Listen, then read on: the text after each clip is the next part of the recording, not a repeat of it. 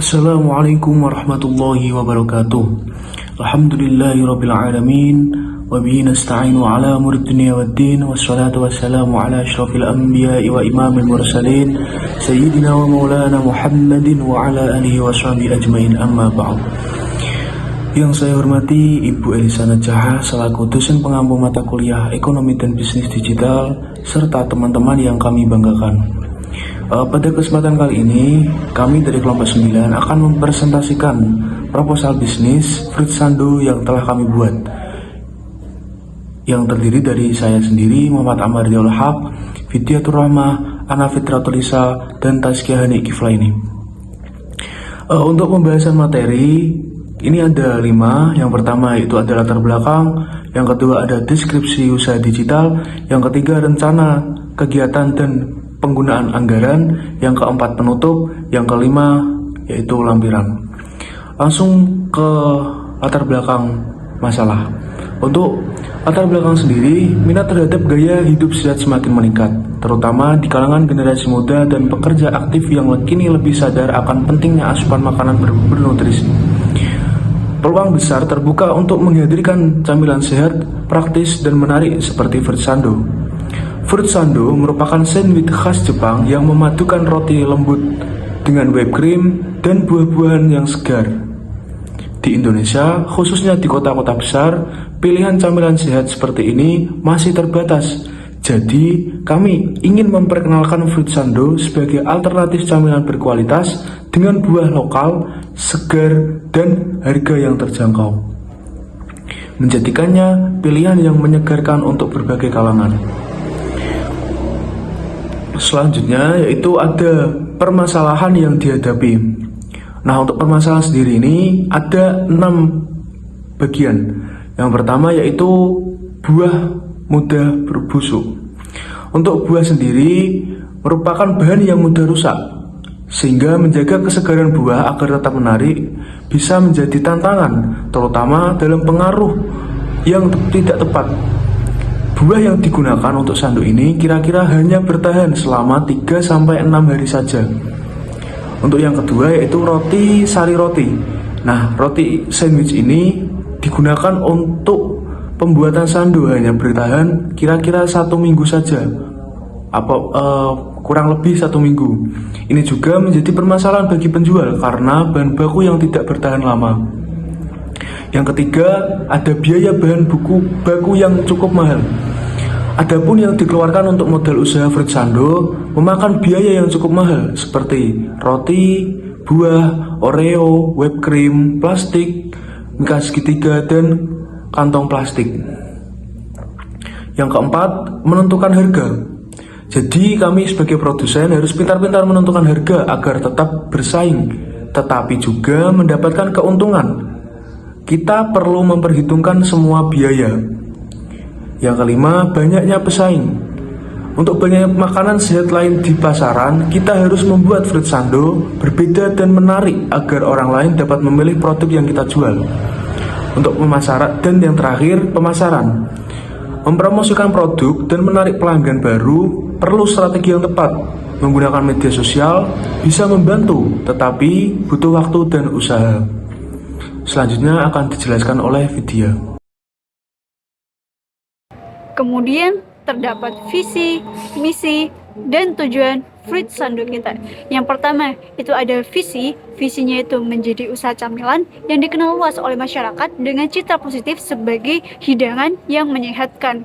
Adapun misinya itu terdapat 3 misi. Yang pertama itu menyediakan sandwich buah dengan bahan-bahan yang berkualitas. Yang kedua, menawarkan sandwich buah dengan harga terbaik. Yang ketiga, menghadirkan pelayanan terbaik yang membuat konsumen merasa puas. Adapun tujuannya, terdapat 4 tujuan. Yang pertama, menciptakan camilan yang sehat dengan mengutamakan buah-buahan segar sebagai bahan utama untuk mendukung gaya hidup masyarakat. Yang kedua, mengembangkan berbagai varian Fruit Sando kita yang menarik dan inovatif untuk memenuhi berbagai selera dan kebutuhan pelanggan. Yang ketiga, memperkenalkan konsep Fruit Sando kita sebagai alternatif makanan cepat saji yang lezat dan bergizi. Dan yang keempat, itu meningkatkan kesadaran akan pentingnya pola makan sehat tanpa mengorbankan rasa dan kenyamanan. Selanjutnya yaitu solusi terhadap permasalahan. Nah, solusi terhadap permasalahan ini terdapat 6 solusi. Yang pertama, mengatur stok buah dan simpan di tempat pendingin seperti kulkas. Yang kedua, menyimpan roti secara rapat di tempat yang kedap udara. Yang ketiga, menjalin hubungan baik dengan beberapa pemasok agar bisa mendapatkan harga yang lebih murah. Yang keempat, mengecek biaya operasional secara rutin untuk menemukan cara yang lebih efisien. Yang kelima, menggunakan foto dan video menarik untuk mempromosikan produk di media sosial. Dan yang keenam, itu selalu melakukan inovasi terhadap produk agar bisa menjadi daya tarik tersendiri. Nah, selanjutnya yaitu analisis pasar. Nah, analisis pasar yang kami lakukan itu dengan menggunakan strategi SCP, segmenting, targeting, dan positioning. Yang pertama itu ada segmenting atau segmentasi pasar. Nah, segmentasi pasar adalah proses mengidentifikasi kelompok konsumen yang berbeda berdasarkan karakteristik mereka. Dalam bisnis Frisando ini, segmentasi bisa dilakukan berdasarkan beberapa kriteria seperti segmentasi demografis dan segmentasi psikografis. Segmentasi demografis, Frisando sangat digemari oleh remaja dan dewasa muda berumur 15-35 tahun yang cenderung tertarik pada makanan unik, fotogenik, dan tren. Misalnya saja para pelajar, mahasiswa, dan para pekerja kantoran yang sering mencari camilan atau makanan yang praktis dan ringan. Yang kedua itu ada segmentasi psikografis. Nah, konsumen mengutamakan hidup sehat, memperhatikan makanan, serta makanan estetis untuk diunggah di media sosial. Konsumen ini mencari makanan manis namun tetap sehat dengan bahan-bahan yang alami atau buah segar. Kemudian ada targeting, yaitu menentukan target pasar. Target utamanya yaitu remaja hingga dewasa muda berumur 15-35 tahun yang tinggal di perkotaan besar, misalnya saja di Semarang, yang berpenghasilan menengah ke atas serta memiliki ketertarikan pada makanan estetis dan tren gaya hidup sehat. Nah, target sekundernya yaitu konsumen keluarga, terutama ibu rumah tangga yang ingin menyediakan camilan sehat dan menarik untuk keluarga, terutama untuk anak-anak. Adapun yang ketiga yaitu ada positioning, yaitu menentukan target produk, menentukan posisi produk di pasar. Nah, positioning ini adalah bagaimana kita itu ingin produk Frisando ini dikenal di mata konsumen. Frisando merupakan makanan yang estetis dan menarik untuk difoto dan diunggah ke media sosial, menargetkan generasi muda yang aktif di media sosial, serta menekankan bahwa Frisando menggunakan bahan-bahan yang sehat seperti roti lembut dan buah segar yang kaya akan vitamin, menjadikannya pilihan camilan sehat yang tetap enak. Kemudian, analisis kompetitor. Nah, analisis kompetitor ini kami menggunakan analisis SWOT, yaitu terdapat strength, weakness, opportunity, dan threat. Yang pertama, yaitu strength atau kekuatan. Terdapat bahan baku yang mudah didapatkan, bahan baku yang berkualitas, termasuk pilihan jajanan yang sehat, dan rating yang menarik perhatian masyarakat banyak. Yang kedua itu ada weakness atau kelemahan, yaitu terdapat produk mudah ditiru, harga jual kurang terjangkau, produk tidak tahan lama suhu ruang, dan harga bahan baku tidak stabil. Yang ketiga yaitu opportunity atau peluang. Terdapat event atau bazar yang makin banyak diadakan, budaya masyarakat konsumtif, menyukai makanan kekinian, dan menjangkau customer yang lebih luas. Yang keempat, itu ada threat atau ancaman. Terdapat muncul para pesaing baru, kenaikan harga bahan baku, dan banyak makanan modern yang bermunculan dan memiliki strategi pemasaran yang baik. Model bisnis atau bisnis model. Nah, bisnis Sando ini menggunakan dua jenis model bisnis. Yang pertama itu bisnis to consumer, yang kedua itu online to offline. Nah, yang pertama itu bisnis to consumer. Nah, bisnis to consumer atau B2C ini adalah merupakan model bisnis di mana perusahaan itu menjual produk atau layanan langsung kepada konsumen yang akan menggunakan produk tersebut. Nah, fokus utama dari model ini itu adalah untuk membangun hubungan langsung dengan pelanggan, sehingga produsen itu dapat lebih memahami kebutuhan dan keinginan konsumen.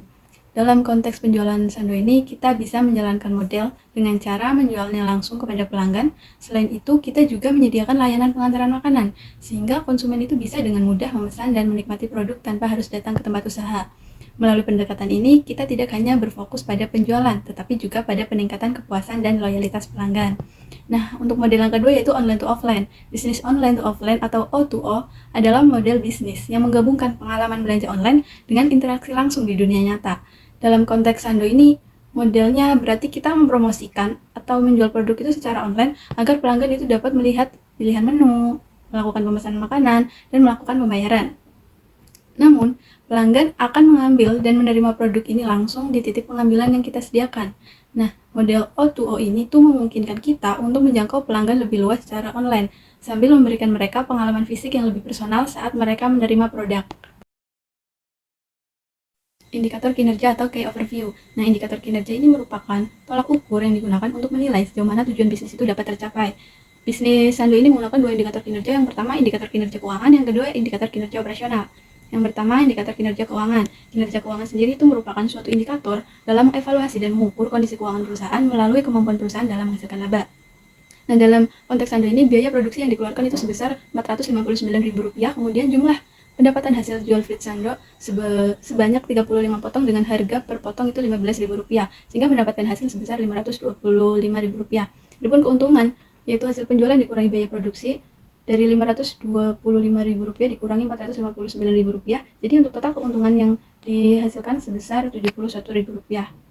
Kemudian indikator kinerja operasional. Ini merupakan ukuran efektivitas penggunaan sumber daya yang dimiliki perusahaan seperti modal, tenaga kerja, dan teknologi untuk mencapai tujuan organisasi. Nah, dalam konteks Sando, waktu yang dibutuhkan untuk memproduksinya kurang lebih 1 hari sudah termasuk mendinginkan Sando ke dalam kulkas selama 1 malam. Nah, kemudian kami menerima berbagai kritik dan saran dari pelanggan terkait kualitas produk Sando yang kami jual. Adapun tingkat kepuasan dari konsumen kurang lebih 90% itu menyukai produk Sando yang telah kami jual. Kemudian, kualitas produk Sando yang kami jual itu sudah terjamin seperti rasa, tampilan, dan kesegaran Frit Sando, karena kami membuatnya 1 hari sebelum menjual pada konsumen. Untuk sistem pembayaran produk, kami itu menggunakan sistem bayar di tempat dan menggunakan sistem m-banking. Kemudian, kami mengantar langsung produk Sando kepada konsumen yang bersangkutan. Strategi peluncuran produk atau go-to-market strategi. Dalam merancang strategi peluncuran untuk produk Sando, yaitu sandwich buah, tim itu akan mengikuti langkah-langkah yang telah disusun berdasarkan penerapan marketing yang berhasil, seperti yang dijelaskan oleh Labaso. Berikut adalah rincian strategi peluncuran yang akan dilakukan. Terdapat 5 langkah. Yang pertama itu identifikasi pasar. Identifikasi pasar itu merupakan langkah awal untuk memahami kondisi dan ekspektasi konsumen terhadap produk Sando. Tim itu akan menggunakan survei langsung kepada target pasar untuk mengetahui preferensi konsumen terkait ketertarikannya terhadap sandwich buah, termasuk rasa, harga, dan kemasan yang diinginkan. Kemudian, step yang kedua yaitu segmentasi. Setelah mengumpulkan data dari survei, tim akan membagi konsumen ke dalam kelompok-kelompok tertentu. Proses ini itu disebut segmentasi pasar. Dalam segmentasi ini, konsumen akan dikelompokkan berdasarkan beberapa karakteristik utama. Yang pertama, karakteristik demografis seperti usia, misalnya anak, remaja, dan dewasa, serta jenis kelamin. Kedua, faktor psikografis, yaitu melihat gaya hidup dan minat mereka seperti apakah mereka cenderung menjalani gaya hidup sehat atau aktif, dan keterkaitan mereka terhadap makanan sehat. Kemudian yang ketiga, berdasarkan perilaku konsumsi mereka. Itu seberapa sering sih mereka membeli camilan sehat. Segmentasi ini tuh sangat penting agar produk dan strategi pemasaran kita itu dapat lebih tepat sasaran. Dengan memahami kebutuhan dan keinginan tiap kelompok konsumen, kita bisa menyesuaikan produk serta promosi agar lebih efektif dan sesuai dengan karakteristik masing-masing kelompok. Kemudian step yang ketiga yaitu diferensiasi. Diferensiasi produk Sando dilakukan untuk menciptakan keunikan tersendiri yang membedakan dari produk serupa di pasaran. Tim itu akan merancang Sando dengan beberapa keunggulan utama. Pertama, menggunakan bahan yang berkualitas, yaitu menggunakan buah-buah yang segar untuk menjamin rasa dan kualitas yang terbaik. Kedua, Sando akan ditawarkan dengan harga yang terjangkau sehingga dapat dinikmati oleh pelajar dan mahasiswa tanpa membebani kantong mereka. Yang ketiga, tim akan menyediakan pelayanan tambahan berupa pilihan kustomisasi, sehingga konsumen itu bisa menyesuaikan isi sandwich sesuai dengan selera mereka. Dengan keunggulan-keunggulan ini, Sando diharapkan mampu menarik perhatian konsumen dan menjadi pilihan utama dibandingkan produk sejenis lainnya. Kemudian step yang keempat yaitu pemasaran. Strategi pemasaran akan dilakukan melalui media sosial, yaitu mempromosikan Sando melalui Instagram dan WhatsApp dengan konten yang menarik yang menunjukkan cara pembuatan dan manfaat kesehatan dari sandwich buah itu sendiri. Ini diharapkan mampu menarik perhatian konsumen dan menjadi pilihan utama dibandingkan produk sejenis lainnya. Kemudian step yang terakhir yaitu pelayanan. Nah, pelayanan yang baik menjadi kunci utama dalam membangun loyalitas pelanggan. Oleh karena itu, tim akan fokus pada beberapa hal untuk memastikan kepuasan konsumen. Yang pertama itu memastikan bahwa setiap sandwich yang dijual selalu memenuhi standar kualitas tinggi agar pelanggan itu merasa puas dengan produk yang mereka beli. Selain itu, tim juga akan mengumpulkan umpan balik dari konsumen melalui testimoni untuk mengetahui pendapat mereka dan menemukan cara agar kualitas produk dan layanan bisa terus ditingkatkan. Profil tim atau tim overview. Nah, ketua tim ini dipegang oleh Muhammad Amar Diaul Haq. Nah, ketua tim ini bertanggung jawab untuk mengkoordinasikan seluruh kegiatan tim, yaitu memastikan setiap anggota bekerja sesuai rencana dan menjaga agar tujuan bisnis itu tercapai. Ketua juga menjadi penghubung utama antar tim dan bertanggung jawab untuk membuat keputusan strategis bersama anggota lain, serta menyelesaikan masalah yang mungkin muncul dalam proses operasional. Kemudian, yang kedua ada tim produksi yang dipegang oleh Ana Fitra Tulisa. Tim produksi ini bertugas untuk mengelola pembuatan Sando, mulai dari pemilihan bahan baku yang berkualitas hingga proses pembuatan sandwich buah sesuai dengan standar. mereka harus memastikan bahwa setiap produk yang dihasilkan memiliki rasa dan kualitas yang konsisten, serta menjaga kebersihan dan keamanan dalam setiap tahap produksi. Tim ini juga mengelola stok bahan baku agar selalu tersedia sesuai kebutuhan produksi. Kemudian ada tim pemasaran yang dipegang oleh Tazkiyah Hani Kiflaini. Nah, tim pemasaran ini itu berperan untuk memperkenalkan Sando kepada konsumen dan membangun brand awareness. Mereka bertugas untuk mengembangkan strategi promosi melalui media sosial, mengelola konten menarik tentang Sando, mengadakan kegiatan sampling, dan menciptakan materi edukasi terkait manfaat produk. Tujuannya adalah untuk menarik minat konsumen baru dan meningkatkan loyalitas pelanggan yang sudah ada. Kemudian yang terakhir ada tim keuangan. Di sini dipegang oleh Vidyatur Rahmah. Tim keuangan itu bertanggung jawab untuk mengelola dan mencatat arus keuangan bisnis, terutama pemasukan dan pengeluaran. Mereka harus memastikan bahwa setiap pengeluaran sesuai dengan anggarannya, serta membuat laporan keuangan yang akurat dan jelas. Tim ini juga menganalisis aspek keuangan untuk membantu tim lain dalam mengambil keputusan, seperti menentukan harga jual yang sesuai dan mengidentifikasi potensi keuntungan atau risiko kerugian. Nah, dalam pembagian tugas setiap anggota tim itu memang memiliki tanggung jawab utama, tapi dalam pergerakannya semua tim itu tetap turun tangan untuk membantu satu sama lain. Selanjutnya RAB, di sini kami membeli yang pertama itu ada roti sandwich dengan volume 7 bungkus, harga satuannya 15.000, jumlahnya 105.